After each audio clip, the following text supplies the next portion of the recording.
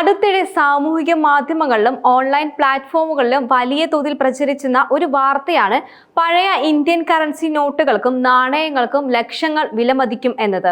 ഈ പ്രചാരണങ്ങളെ തുടർന്ന് പലരും തങ്ങളുടെ കൈവശമുള്ള പഴയ നോട്ടുകളും നാണയങ്ങളും വിറ്റ് സമ്പാദിക്കാൻ ശ്രമിക്കുന്നുണ്ട്. എന്നാൽ ഈ അവസരം മുതലെടുത്ത് സാധാരണക്കാരെ ചൂഷണം ചെയ്യുന്ന വൻകിട തട്ടിപ്പ് സംഘങ്ങൾ സജീവമായി രംഗത്തുണ്ട്.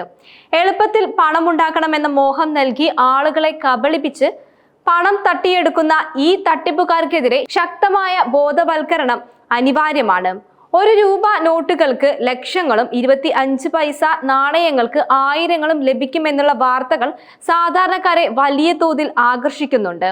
നമ്മൾ മുൻപ് ചർച്ച ചെയ്ത വീഡിയോയിൽ പോലും പഴയ ₹1 നോട്ടിന് 7 ലക്ഷം രൂപ വരെയും ഒരു 25 പൈസ നാണയത്തിന് 1.50 ലക്ഷം രൂപ വരെയും ലഭിക്കുമെന്നുള്ള വിവരങ്ങൾ ഉണ്ടായിരുന്നു.